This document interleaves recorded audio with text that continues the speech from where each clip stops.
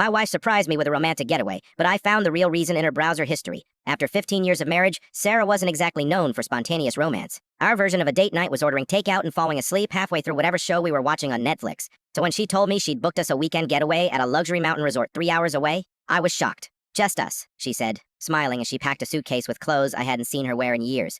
"No kids, no work, no stress. I should have known something was wrong." "What's the occasion?" I asked. "Do I need one to spoil my husband?" She said lightly, though she avoided my eyes while zipping her bag. The drive was strange. Sarah kept checking her phone. She took 3 calls she claimed were from work, speaking in hushed tones and stepping away from the car when we stopped for gas. Every time I asked if everything was okay, she brushed it off. Just office drama. The resort itself was incredible. Fireplaces, spa treatments, huge windows overlooking the mountains. Room 312, she insisted on checking us in alone while I waited by the car. That night at dinner, she barely touched her food. She kept glancing toward the lobby like she was expecting someone. Twice she excused herself to take a quick call. When I suggested we walk outside and look at the stars, she suddenly remembered she'd left something important in the room. That's when my gut started screaming that something wasn't right. The next morning, Sarah went down to the lobby to grab coffee. She left her laptop open on the desk. I wasn't snooping at first. I just wanted to check the weather before we went hiking. But when the browser opened, I saw the search history. County Family Court divorce filings. How to serve divorce papers legally. Serving spouse while away from home. My stomach dropped.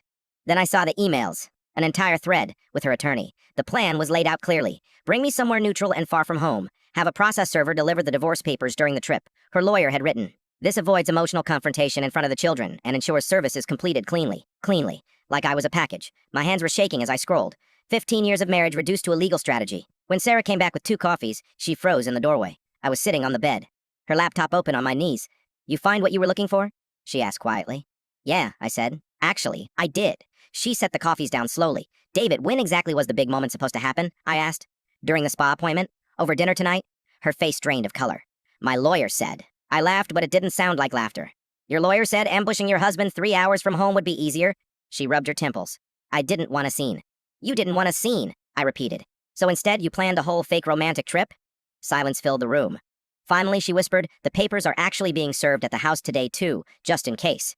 I stared at her. So this whole weekend was basically a trap. She didn't answer. I closed the laptop. "Well," I said, grabbing my jacket, "your plan worked." She looked up hopefully. "You got the conversation you wanted." I headed for the door. "David, wait." I paused. 15 years, I said quietly. "And this is how you end it?" No answer. When I got home later that day, the process server had already come and gone. My brother was waiting for me with a 6-pack and the number for the best divorce lawyer in the county. Sarah's luxury resort weekend cost $3,200. My lawyer's retainer cost $5,000. But the moment I realized I deserved better, that was priceless.